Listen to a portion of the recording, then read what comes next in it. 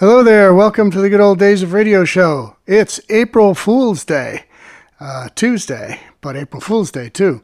And it doesn't mean we're not going to play a scary show or something today. No, we're going to do a regular comedy Tuesday. But this is the beginning of a series which will last, several multi-weeks, because we're going to have a special guest with us on Thursday who's going to present the more seamy side of these comedians in shows that they do not do comedy, but do more suspense-type stories. But they were primarily known as comedians. So that's the series. So on Tuesday, we will have an example of their comedy talents. And then on Thursday, their more dramatic talents will come out for that. And we'll have a special guest to explain why those are all important and some background on each one. So come back on Thursday for that. And this is going to go on for 1, 2, 3, 4, 5, 6, whatever weeks. We'll do it until we finish this particular series, and then we'll move on to something else. So for today, the star of Thursday's suspense program will be Ed Gardner, under the name of Ed Gardner, because he's not going to be Archie on that one. But since he's most known as Ed Gardner from Duffy's Tavern, we will play you a Duffy's Tavern today, and then he will be back in a dramatic show on Thursday. So this one is May 25th, 1949. Anyway, Ed Wynn with him on this show. Ed Wynn, the banker in Mary Poppins, one of the funny bankers in Mary Poppins, and a big radio comedian in the 30s mostly in his own right. And he did a lot of movie stuff as well. So Ed Gardner with all the gang of Duffy's Tavern, guest Ed Wynn. Here we go.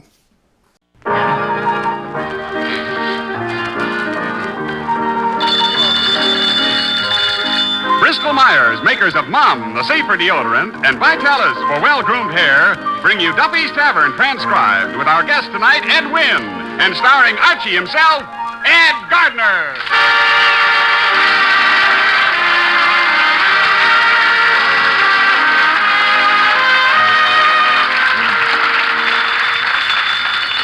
Hello, Duffy's Tavern, where the elite meet to eat. Archie the manager speaking. Duffy ain't here.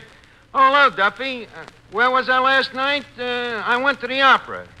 Yes, the opera, Misery with the French horns. Yeah, Duffy, there's two kinds of people that go to the opera, There's them that goes because they think it's the thing to do, and then there's their husbands. Yeah. Then there's the type that goes they go just because they get free tickets. Yes, I had a very good seat. Yeah. In fact, for opera, it was the best kind. Yeah, I was behind a post in the last row. And guess who I met there? He's coming down here tonight. Ed Wynn. Wynn, Duffy. As if if you're married, you can't. Huh? Who is he? He's one of those lowbrow comedians. Yeah, the kind that gets laughs. You can't place him? Oh, look, Duffy, remember in the old days when you turned on the radio and you used to get a lot of static? Well, if the static giggled, it was Wynn. Yeah. Well, look, Duffy, I think we've had enough fun for one nickel. I'll call you back. Hey, Miss Archie, how'd you like the opera last night? The opera, well, Eddie, was sort of in between. In between? Yeah, too loud for sleeping and too soft for snoring. How'd you happen to go? What do you mean, how did I happen to go? Well, when you left here, you was cold sober. Well, I thought I told you. I had an Annie Oakley. That Senor Vermicelli from the opera company? Yeah? Well, I waited on him the other day, and he asked me if I liked opera, and before I had a chance to answer, he gave me a free ticket. Well, with the kind of service you give people, you deserved it. So, yeah, didn't you like nothing about the opera? Well, just one thing. What? The blonde sitting next to me.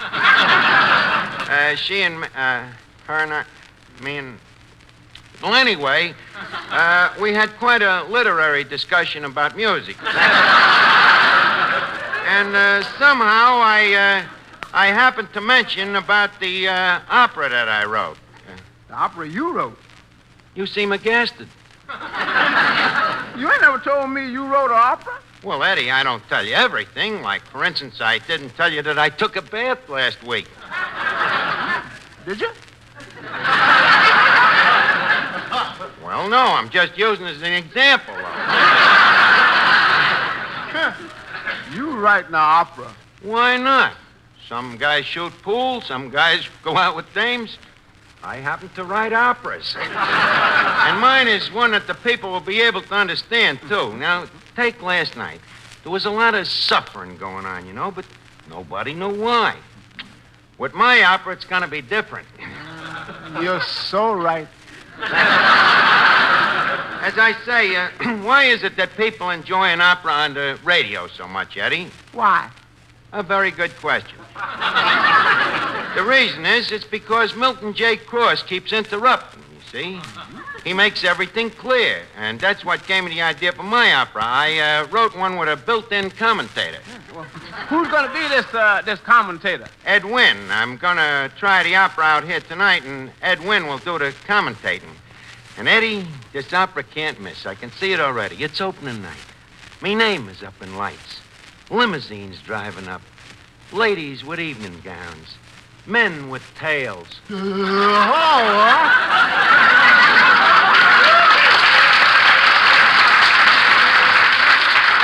hello, Finnegan. What you doing? Writing an opera. Oh. Is it tough to write an opera? Well, not at all. How does it work? Simple as ABC. Oh, yeah? How does that work? Well, Finnegan, to write operas, you gotta visualize. You know, for a stupid guy, you got a very intelligent face. Thanks, George. Yeah. I'm sure that if you had been born with a forehead, it would have been a high one. Well, as I say, you got to visualize the thing as a whole. In the head? In your case, yes. And now, as I say, if you visualize the whole... What's that word again, Art?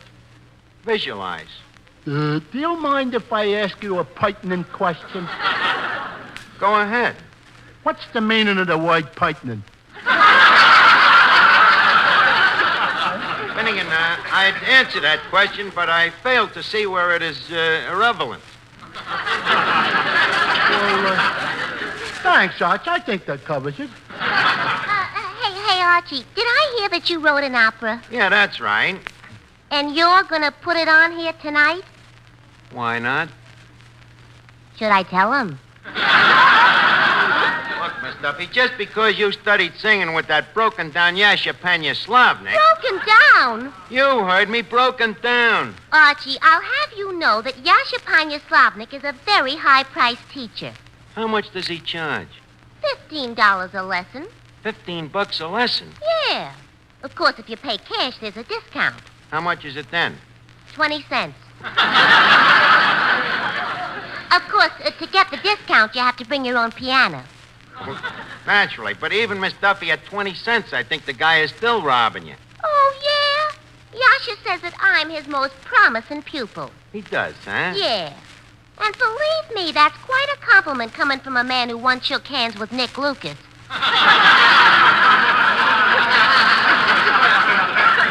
Well, maybe we can use you tonight. As a singer? Certainly not as a showgirl. Now get in the back room and start practicing. Why do I have to practice? I would like my opera singers to practice what they screech.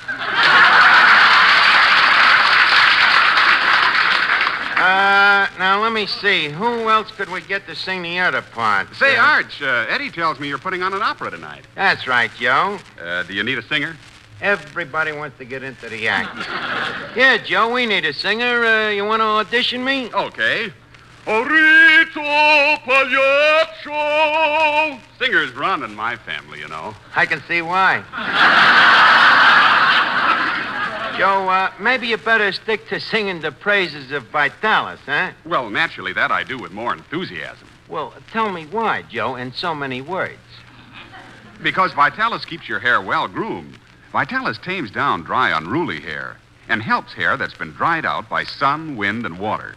Why, no other hair preparation can give your scalp and hair better protection than Vitalis and the 60-second workout. For the Vitalis formula contains 2 of the same ingredients that many skin specialists prescribe for dry, flaky scalps, plus all the other extras that make your hair more handsome, more healthy looking. So try the Vitalis 60-second workout. Let it prevent scalp and hair dryness, rout flaky dandruff, and give you the best-looking, healthiest-looking head of hair you ever had. You'll look your best tomorrow if you get a bottle of Vitalis today.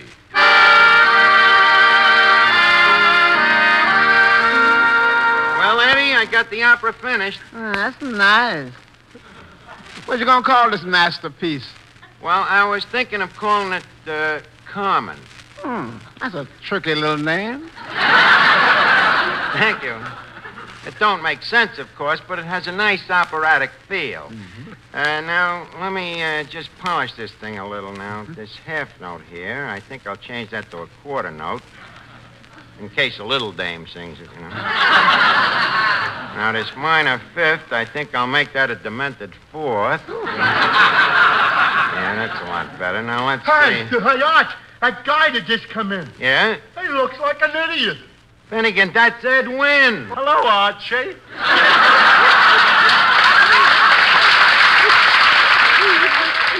Finnegan, I think you was right.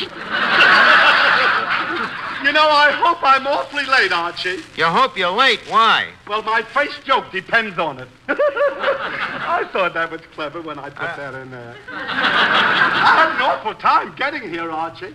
I had an awful time, really. Yeah? Well, didn't you take the number 8 bus like I told you? The number 8 bus? Yeah. For heaven's sake, no. I came the hard way. 2 4s.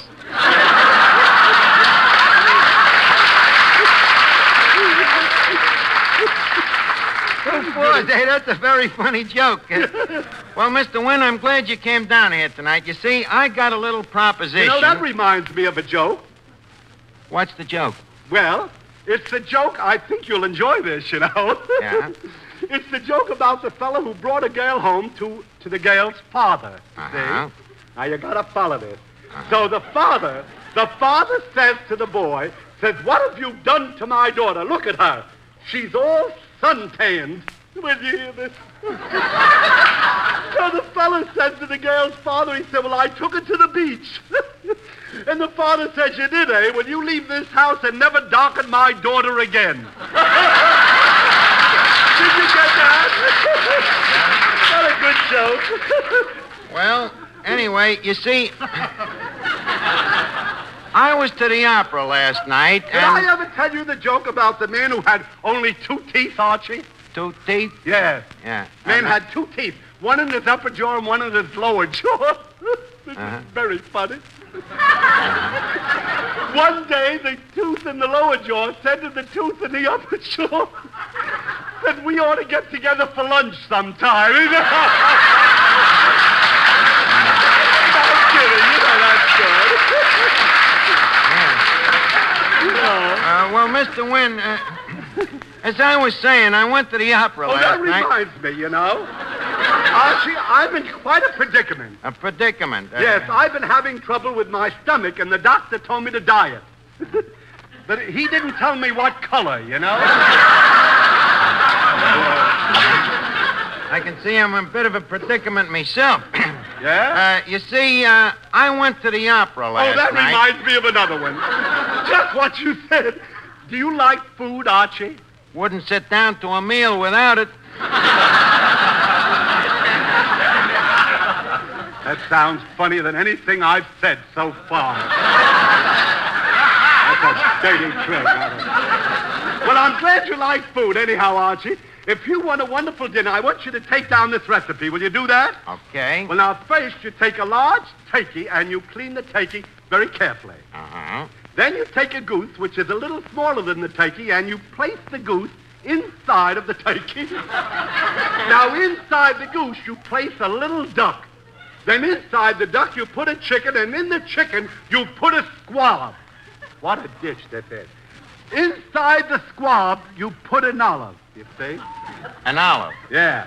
Then you cook the whole thing for about 3 hours, and it's wonderful. Really? Oh, yes.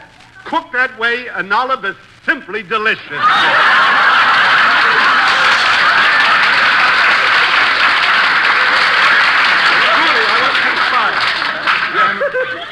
I imagine the part around the wishbone must be great.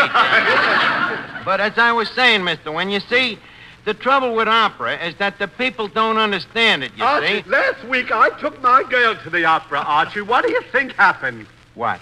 Well, you'll enjoy this. I keep laughing because I love life, you know. I'll tell you the whole story. I took my girl to see the opera Goddamn, you know. Watch your language, please. Oh, what? We're making this up, you know, as we go along. So far, he's ahead of me. Surprise, surprise. Shall we start the whole thing over again? Just take it from the Goddamn. All right. Anyhow, What happened? I took my girl to the opera Goddamn, and I didn't hear one word of the opera, Archie. No? She talked and talked and talked all through the opera. I didn't hear any of the overture. I didn't hear any of the singing. Even after the opera, she kept talking. I heard none of the opera Goddamn. And last night, she called me up again, and she asked me would I like to take her to the opera, this time for Rigoletto. Do you know what I said to her?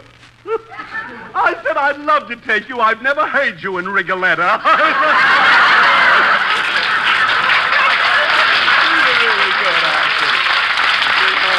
Well, Mr. Wynn, as I was saying, I went to the opera last night and decided that people don't understand opera, so I wrote myself with a commentator, and I want you to be the commentator. Well, why didn't you say so before? Well, I tried to, but you seem to have a slight impediment in my speech. What, will you do it? Oh, I'd love to do it. You know what I'll do, Archie? I'll go out and put on my opera clothes. I think this is going to be a lot of fun.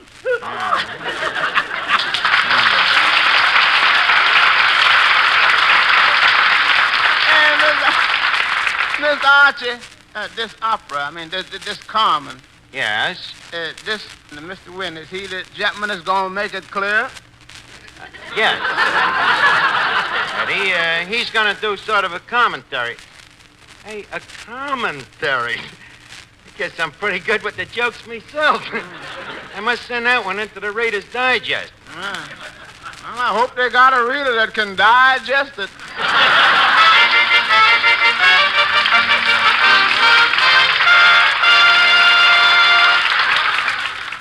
This is something personal. It's something that both men and women should be aware of, and that's your own freshness and charm. Trust Mum for that. M-U-M. Mum. For Mum is the underarm deodorant with a unique cream formula that protects freshness all day, all evening. It smooths on in a jiffy. It's gentle. It's safer. Because it contains no harsh or irritating ingredients, Mum is safer for skin, for clothes, and most important, for your charm. So remember, after every bath and before every date, smooth on Mum. For you see, your bath washes away the past, but Mum safeguards the future. And because Mum is so effective, you will never experience that left-out feeling. Really, personal daintiness can play a most important role in your future, in business as well as romance. Don't neglect it. So if you want to be sure you're nice to be near, depend on Mum. M-U-M. Mum.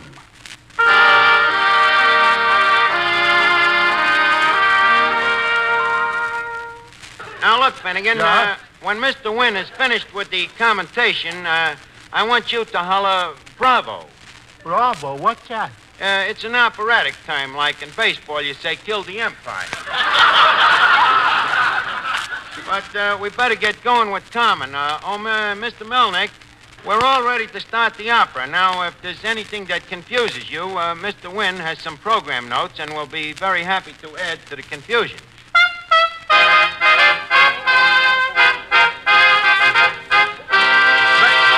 Well, as the curtain goes up, we find ourselves in scene one. I think that's odd. Now, scene one, Scene 1 is the cigarette factory. We know it is a cigarette factory because there are doctors walking in and out of the building. Now, suddenly Carmen appears, and she works in the cigarette factory. She's a young girl still in her nicotine. Now, Carmen is very popular.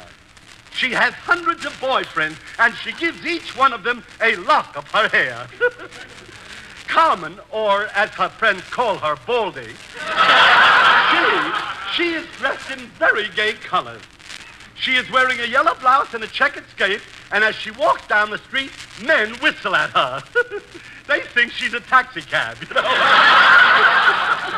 Carmen enjoys this little game and keeps her motor running. I think that's very subtle. That's fine. At this point, our hero, who is Don Jose, he enters. Don Jose speaks to Carmen. Well, me petite cucaracha. Chili Billy Bean. Who are you, senor? I am Don Jose, a gay caballero and hombre about town.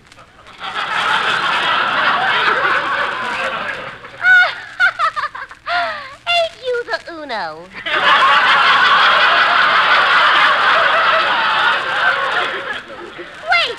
Wait. You are not Don Jose, the great lover. You see this badge? What does he say? Tamale inspector. In Spain, this is a very big joke.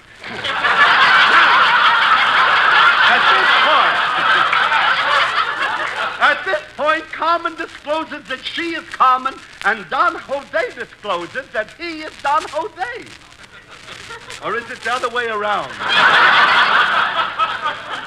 Well, it doesn't matter, just as long as it's clear. Anyway, Carmen and Don Jose sing a duet. I am Carmen, and I'm no prude. What a hunk of punctitude.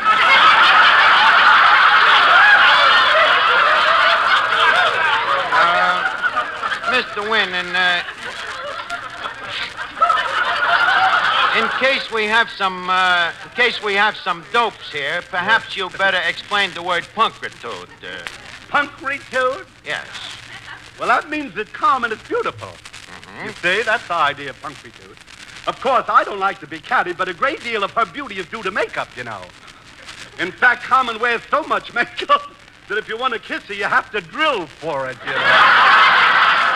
Anyway, in the next scene, we see Carmen sitting on a park bench. Don Jose sneaks up behind her and puts his hands over her eyes. Both of his hands, he does. Then he whispers in her ear. He says, Carmen, do you love me? And she says, of course I love you. Who are you? This makes Don Jose suspicious. Our next scene is the public square. The square speaks.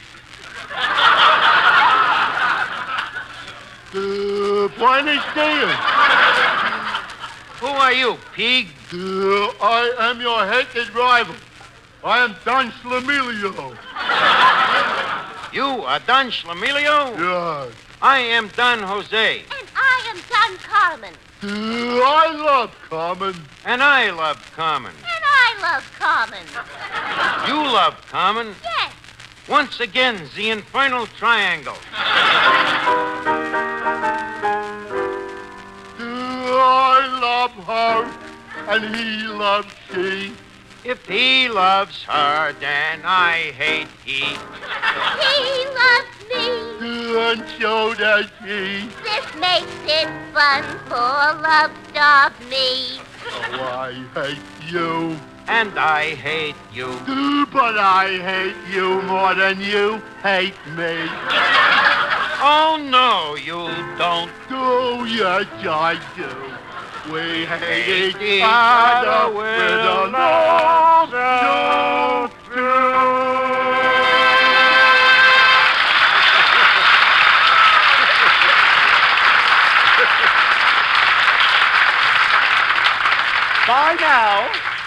By now, Don Jose and Don Schlemilio hate each other. And the audience is in a pretty nasty mood, too.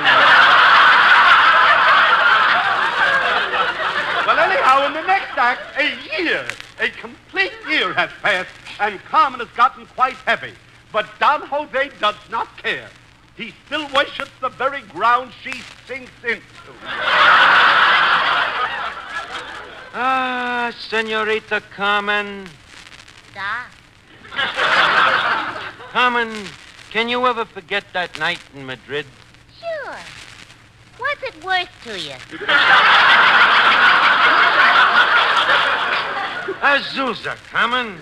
Why is it you are so mean to me? It's because I hate you. Stromboli. Then why for you go out with me? It's because I love supper. Then Carmen, marry me. Carmen, I love you. Will you marry me? I will marry no one. I am fancy-free. But I cannot live without your love. I am a lost little dove. Ha, ha, ha, ha, ha, ha. You met a fool. The one I love is me. You know, it's really, it's a wonderful opera, this is. In the next act, it is the day of the big bullfight. Now, there is much excitement, and everybody is having a good time. We even hear the vendors walking up and down through the arena. Get your red hot bull burgers, yeah? Get your bull burgers, yeah? Well, there is much excitement, and the toreadors are having a good time. And now the bullfight starts. Don Schlemielio faces the bull. He is a ferocious beast, and his nostrils quiver as he paws the ground. And the bull is pretty tough, too. But Don Schlemielio and the bull stare at each other. They cannot decide who will make the face move, so the bull tosses him for it. Do you think that needs repetition? Or something there was a lull there. The bull tosses him for it. I want to send that to some other comedian.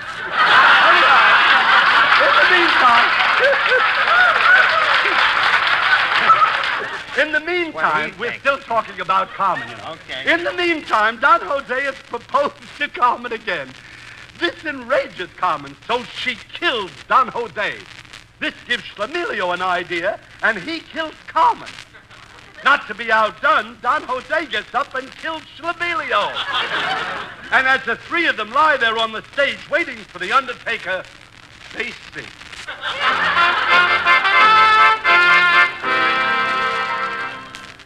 And now I feel I must drop dead. Drop dead. I fear that we can never wed. Drop dead.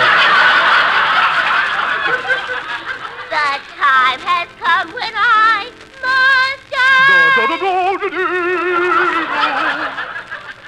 Time now to Drop dead. Drop dead.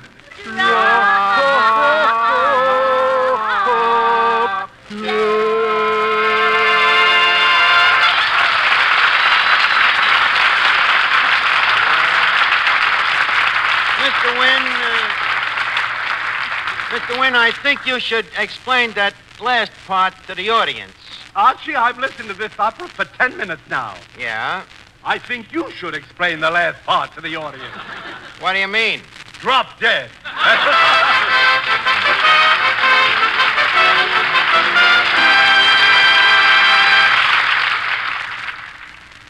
Mister, we're sure of it.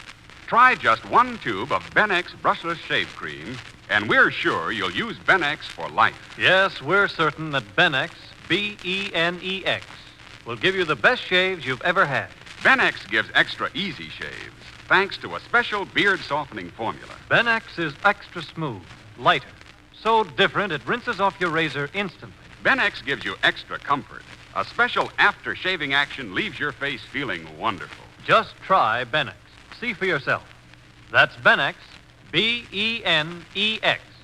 Benex Brushless Shave at your nearest drug counter. Get Benex tomorrow.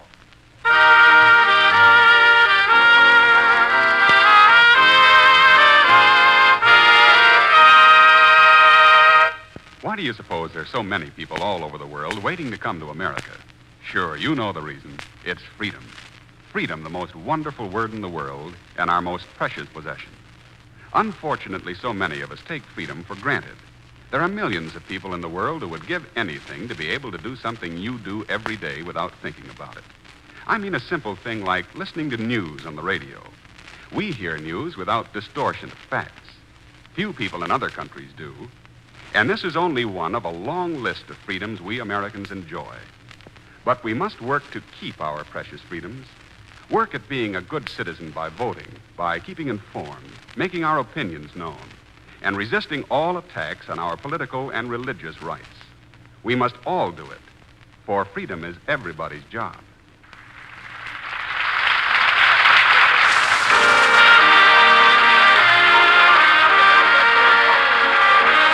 Time now to leave Duffy's Tavern for this evening, but let's meet here again at the same time next Wednesday. Duffy's Tavern Transcribed is brought to you by Mum, the safer deodorant, and Vitalis for well-groomed hair. Each Wednesday, Bristol-Myers brings you Duffy's Tavern and Mr. District Attorney, which follows immediately over most of these stations.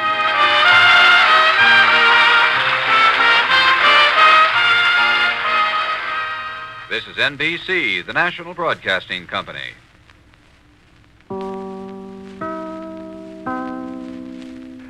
Okay, Duffy's Tavern there with Ed Archie Gardner. If you listen to Ed Gardner's voice and his character, it should remind you of another Archie, Archie Bunker, played by Carol O'Connor in the TV show All in the Family. And yes, Carol O'Connor modeled his character after Archie from Duffy's Tavern. Okay, we will be with you Thursday with Ed Archie Gardner in a dramatic performance. No spoofing of operas or anything like that. He's actually plays a forger who gets himself in trouble.